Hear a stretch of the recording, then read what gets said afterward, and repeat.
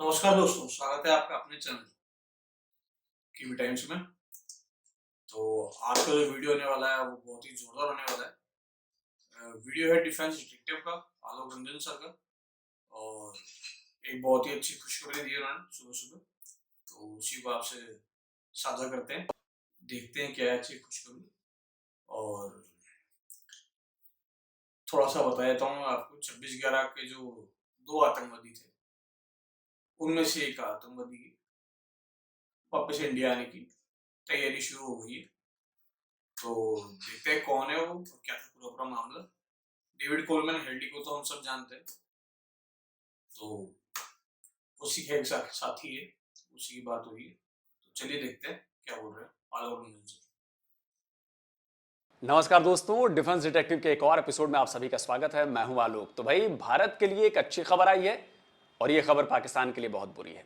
हमारे लिए अच्छी खबर इसलिए है क्योंकि एक बार फिर पाकिस्तान पूरी दुनिया में सबूतों के साथ जलील होगा। और पाकिस्तान के लिए बुरी खबर इसलिए है क्योंकि इसकी वजह से उसकी छवि और दागदार हो जाएगी। तो दोस्तों, खबर यह है कि मुंबई हमलों का एक मास्टरमाइंड तहव्वुर राणा बहुत जल्द भारतीय एजेंसियों की मेहमान नवाजी में आने वाला है। कौन है तहव्वुर राणा? पाकिस्तानी फौज और आईएसआई से इसका क्या कनेक्शन है? क्या किया, कहां पकड़ा गया, कहां की अदालत इसे भारत को सौंपने वाली है? इन सभी सवालों के जवाब मैं आज आपको इस वीडियो में देने वाला हूं। वैसे तो देश पर हुए उस सबसे बड़े हमले में और भी पाकिस्तानी शामिल हैं, लेकिन तहव्वुर राणा उनमें बेहद खास है। फिलहाल ये अमेरिका में मौजूद है, उस पर केस चल रहा है और भारत को उसके खिलाफ बहुत बड़ी जीत मिली है। अमेरिकी कोर्ट ने उसे भारत को प्रत्यर्पित करने की मंजूरी दे दी है। अमेरिकी न्यूज वेबसाइट एबीसी न्यूज ने इसी 18 मई को तहव्वुर राणा के प्रत्यर्पण पर विस्तार से रिपोर्ट छापी है। इस रिपोर्ट के मुताबिक अमेरिका की कैलिफोर्निया कोर्ट ने 48 पन्ने के अपने फैसले में कहा है कि भारत ने राणा पर युद्ध छेड़ने, हत्या करने, दस्तावेजों में छेड़छाड़ कर धोखा देने, आतंकी गतिविधि के लिए फॉर्जरी करने, आतंकी वारदात की साजिश रचने और आतंकी वारदात को अंजाम देने के आरोप लगाए हैं, जिस पर अब अमेरिका भी कार्रवाई कर रहा है। राणा पर लगे आरोप भारत और अमेरिका के बीच हुई 1997 की प्रत्यर्पण संधि के दायरे में आते हैं, इसलिए कोर्ट भारत सरकार की प्रत्यर्पण की मांग को मंजूर करता है। अमेरिकी कोर्ट का यह फैसला पाकिस्तानी आतंकवाद के खिलाफ भारत की बहुत बड़ी जीत है। राणा की तरफ से इससे बचने के लिए कई नौटंकियां भी की गई, पर कोर्ट ने सबको खारिज कर दिया। जाहिर सी बात है, कोर्ट ने सबूतों के बिना पर फैसला किया है और उसने पाया है कि भारत की तरफ से जो उसके खिलाफ सबूत पेश किए गए हैं उन्हें नजरअंदाज नहीं किया जा सकता। और इसकी पूरी साजिश जकीउर रहमान लखवी ने रची थी। लेकिन किसे पता था दो और मास्टरमाइंड मुंबई से करीब 13,000 किलोमीटर दूर अमेरिका के शिकागो में छिपे हैं। ये दो आरोपी थे, डेविड कोलमैन हेडली और तहव्वुर हुसैन राणा। ये दोनों पकड़े गए थे, लेकिन मुंबई हमले के आरोप में नहीं, बल्कि डेनमार्क के एक अखबार के ऑफिस पर हमले की साजिश के आरोप में। 27 अक्टूबर को अमेरिका की इन्वेस्टिगेटिंग एजेंसी एफबीआई ने जो स्टेटमेंट जारी किया, उसमें साफ लिखा था कि दोनों को डेनमार्क के उस अखबार के दफ्तर पर हमले की साजिश के आरोप में गिरफ्तार किया गया था जिसने कार्टून छापा था। राणा पहली बार 18 अक्टूबर 2009 में शिकागो से गिरफ्तार हुआ था, जबकि उससे ठीक 15 दिन पहले एफबीआई ने डेविड हेडली को शिकागो के ही ओहारे एयरपोर्ट से धर दबोचा था। राणा की गिरफ्तारी में हेडली का रोल था क्योंकि पूछताछ में उसने राणा के बारे में जानकारी दी, पर तब तक मुंबई हमलों का कोई जिक्र नहीं हुआ। किसी को भी जरा भी यह शक नहीं हुआ कि इन दोनों का संबंध मुंबई पर हुए हमलों से भी है। जब इन्वेस्टिगेशन आगे बढ़ी और फिर उनके संबंध आतंकी संगठन लश्कर तैयबा से पुख्ता हुए, तो एफबीआई का माथा ठनका। और उसके बाद जो जानकारी मिली वो दिल को दहला देने वाली थी, क्योंकि उसे पता चल गया कि ये दोनों मुंबई हमलों में भी शामिल थे। देखिए, एफबीआई की गिरफ्त में एक नहीं बल्कि दो दो साजिश करता थे। शिकागो, मुंबई और इस्लामाबाद के बीच की कड़ियां ढूंढी जा रही थी। सवाल उठ रहे थे कि आखिर तहव्वुर हुसैन राणा और डेविड कोलमैन हेडली के बीच क्या रिश्ता है और ये कैसे ये दोनों मुंबई हमलों से कनेक्टेड हैं। दोनों के बीच कनेक्शन निकला भी, और एक कनेक्शन था बेहद गहरा कनेक्शन। तहव्वुर हुसैन राणा तो मुस्लिम नाम है, लेकिन डेविड कोलमैन हेडली नहीं। लेकिन दोनों न केवल मुस्लिम हैं, बल्कि दोनों मूल रूप से पाकिस्तानी भी हैं। तहव्वुर राणा का जन्म पाकिस्तान के पंजाब में हुआ था। डेविड कोलमैन हेडली पैदा तो अमेरिका में हुआ था, लेकिन उसका बचपन पाकिस्तान में ही गुजरा था। European foundation for South Asian studies की रिपोर्ट बताती है कि दोनों हाई स्कूल में साथ पढ़ते थे। बड़े होने पर दाऊद अमेरिका लौट आया। उसने साल 2006 में अपना नाम दाऊद गिलानी से बदलकर डेविड कोलमैन हेडली कर लिया। जबकि तहव्वुर हुसैन राणा ने हसन अब्दुल कैडेट कॉलेज से मेडिकल की पढ़ाई की और 10 साल तक कैप्टन जनरल ड्यूटी प्रैक्टिशनर के तौर पर पाकिस्तानी आर्मी मेडिकल कोर में काम किया। एफबीआई के मुताबिक हसन अब्दुल कैडेट कॉलेज में ही राणा और हेडली की दोस्ती हुई थी। इस कॉलेज का अब्दालियंस नाम का एक इंटरनेट पर ग्रुप है, जिसमें राणा और हेडली दोनों शामिल थे। 10 साल पाकिस्तानी आर्मी में काम करने के बाद राणा ने फौज छोड़ दी। साल 1997 में राणा अपने परिवार के साथ कनाडा में जाकर बस गया। जून 2001 में उसे कनाडा की नागरिकता भी मिल गई। फिर राणा शिकागो चला आया। यहां उसने कई तरह के बिजनेस शुरू कर दिए, जिसमें एक काम इमिग्रेशन सर्विस का भी था। उसकी एजेंसी का नाम फर्स्ट वर्ल्ड इमिग्रेशन सर्विस था। इसी इमिग्रेशन सर्विस के जरिए राणा ने आतंक की जड़ें फैलानी शुरू की। एफबीआई की रिपोर्ट बताती है कि David Headley first world immigration service में बतौर कंसल्टेंट जुड़ा हुआ था। साल 2009 में गिरफ्तारी के बाद उसकी आतंक की जड़ें दुनिया के सामने आने लगी। राणा पर डेविड हेडली के साथ मिलकर मुंबई हमले की साजिश रचने और उसे अंजाम तक पहुंचाने के आरोप लगे।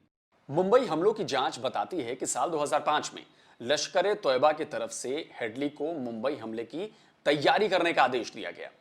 पहली बार हेडली 2005 में ही मुंबई पहुंचा था। इसके बाद उसे वहां पैर जमाने के लिए कोई ठिकाना चाहिए था। इसमें राणा उसका मददगार बना। 2006 में मुंबई में राणा ने अपनी कंपनी का एक ऑफिस खोला, जिसका जिम्मा हेडली को दिया। इमिग्रेशन सर्विस के नाम पर हेडली ने मुंबई में हमले की प्लानिंग की, कहां कहां हमला करना है इसकी रेकी की, आतंकी कैसे मुंबई में आएंगे इसकी भी प्लानिंग की। राणा ने इसके लिए हेडली को कई तरह के फर्जी दस्तावेज तैयार करके दिए, ताकि उसे किसी तरह की जांच में कोई दिक्कत ना आए। मुंबई हमला भारत के खिलाफ युद्ध था। वो एक बड़ी आतंकी वारदात थी, जिसमें 166 मासूमों की जान चली गई थी। राणा पर ये सारे आरोप लगाए गए। हेडली मुंबई हमलों के मामले में दोषी करार दिया जा चुका है। अमेरिका की कोर्ट ने उसे 35 साल की जेल की सजा सुनाई है। अब आपके मन में सवाल उठेंगे कि जब राणा को भारत लाया जा रहा है, तो मुंबई हमलों के दूसरे साजिशकर्ता डेविड कोलमैन हेडली को क्यों नहीं? तो दरअसल हेडली ने गिरफ्तारी के फौरन बाद अपने अपराध स्वीकार कर लिए थे। वो सरकारी गवाह भी बन गया था और अमेरिकी कानून के मुताबिक उसे इसका फायदा मिला। इसी वजह से हेडली का प्रत्यर्पण नहीं हो सकता। इधर राणा ने भी पूरी कोशिश कर ली कि उसे भारतीय एजेंसियों को ना सौंपा जाए, पर ऐसा हो न सका। 27 जून 2020 को पीटीआई के हवाले से बिजनेस टुडे में छपी इस खबर में बताया गया है कि राणा ने यूएस कोर्ट में अपील की थी कि जिस तरह हेडली को भारत नहीं भेजा जा रहा, वैसे ही उसका भी एक्स्ट्राडिशन न किया जाए। तब कोर्ट में अटॉर्नी ने कहा था कि हेडली ने पकड़े जाने के फौरन बाद ही अपना गुनाह कबूल कर लिया था, जबकि राणा ने ऐसा नहीं किया। इसीलिए उसे हेडली की तरफ फायदा नहीं मिलेगा। देखिए, राणा का भारतीय एजेंसियों को सौंपा जाना इसलिए भी बहुत बड़ी जीत है क्योंकि इससे पाकिस्तान को इंटरनेशनल प्लेटफॉर्म्स पर बेनकाब करने में भारत को बहुत बड़ी मदद मिलेगी।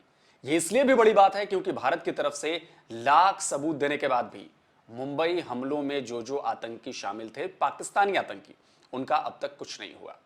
कसाब तो चूंकि जिंदा पकड़ा गया था, उसे भारतीय कानून के मुताबिक सजा भी हुई, लेकिन उसके जितने भी आका पाकिस्तान में हैं, वो पाकिस्तान की सरपरस्ती में हैं। पाकिस्तान उन्हें पूरा सपोर्ट करता है। इन्हीं में से एक है साजिद मीर। लश्कर कमांडर साजिद मीर मुंबई हमलों के मास्टरमाइंड में से एक है। एक लंबे वक्त तक पाकिस्तान ने माना ही नहीं कि साजिद मीर पाकिस्तान में है, लेकिन जब एफएटीएफ की तलवार पाकिस्तान को गहरे जख्म देने लगी, तो उसने बचने के लिए साजिद मीर की गिरफ्तारी दिखाई। साजिद मीर की गिरफ्तारी की खबर पाकिस्तानी अखबारों में भी छपी, जो इस बात का सबूत थी कि भारत ने जो आरोप पाकिस्तान पर लगाए थे, वो बिल्कुल सच्चे थे। यही नहीं, साजिद मीर वो आतंकी है जो अमेरिकी एजेंसी FBI की मोस्ट वांटेड लिस्ट में भी शामिल है। उसके ऊपर अमेरिका ने $5 मिलियन का इनाम भी रखा हुआ है। FBI ने भी शक जताया था कि साजिद मीर पाकिस्तान में छुपा हुआ है, लेकिन पाकिस्तान इससे लगातार इनकार करता रहा था और चीन की मदद से उसे ग्लोबल टेररिस्ट घोषित करने के भारत और अमेरिका के प्रस्तावों पर वीटो भी लगवाता रहा था। पूरी दुनिया जान रही थी कि पाकिस्तान ने यह केवल और केवल खुद को FATF की मार से बचने के लिए किया था। पाकिस्तान से लेकर तमाम विदेशी अखबारों ने तो इसे पाकिस्तान की चाल बताया ही। European foundation for South Asian studies ने भी अपनी रिपोर्ट में इसे पाकिस्तान का दोगलापन करार दिया था। और अब जब तहव्वुर हुसैन राणा को भारत लाने का रास्ता साफ हो गया है, तो इसका सीधा मतलब है पाकिस्तान के लिए मुसीबतों का एक और पहाड़ खड़ा होना। देखिए, एक और बात है, पाकिस्तान अभी अपने सबसे बुरे दौर से गुजर रहा है। राणा भारत आएगा, कई राज उगलेगा, पाकिस्तान के खिलाफ सबूत देगा, तो पाकिस्तान की स्थिति इंटरनेशनल लेवल पर और ज्यादा कमजोर होगी। आतंकवाद को सपोर्ट करने का मतलब है, उसका मसला है, तो जाहिर है कि उसे दूसरे देशों या इंटरनेशनल बैंकों से कर्ज मिलने में दिक्कत होगी। तो जरा अंदाजा लगाइए कि पाकिस्तान का आगे क्या होने वाला है।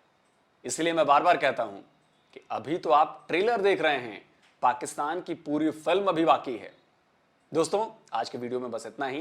वीडियो अच्छा लगा तो भाई इसे लाइक कीजिए, शेयर कीजिए, जिससे देश के कोने कोने तक सच्ची और सही खबर पहुंचे। चलिए, वीडियो यहीं पर ही खत्म होता है। वीडियो बहुत ही अच्छा था, नॉलेजेबल था। तो अगर आपको भी अगर वीडियो पसंद आया हो तो आप पूरा अगर वीडियो देखना चाहें तो इनके लिंक डिस्क्रिप्शन में है मेरे, तो इनके वीडियो का आप देख सकते हैं जाके। दूसरी बात ये कि डेविड कोलमैन हेडली का तो हम सब जानते हैं, और जितना मेरे को पता है कि इंडियन एजेंसीज ने बात करी थी उससे, शायद यूएस जाकर के ही बात करी होगी, यहाँ तो आया नहीं वो।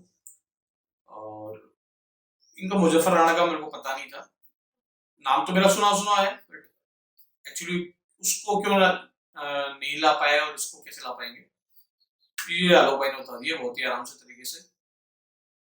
और दूसरी बात ये कि अगर जितनी जल्दी आएगा उतनी जल्दी आप मान के चलो कि इतनी जल्दी बताएगा हमको कि क्या क्या किया है उसने, और थोड़े से रास्ते और साफ हो जाएंगे पाकिस्तान के दोबारा FATF की ग्रेड लिस्ट में जाने के। तो जो ऐसा करता है वैसा भरता है। आपने जो किया है वो आपके कर्म आपके सामने आ रहे हैं, और जो कर्म सामने आ रहे हैं आपके, तो आपको तो बहुत आगे तक बढ़ना है अभी। जैसा कि आलोक भाई ने भी बोल दिया, पिक्चर भी बहुत बाकी है, ये ट्रेलर भी नहीं है, टीजर है। चलिए फिर मिलते हैं किसी एक और वीडियो में, तब तक के लिए जय हिंद।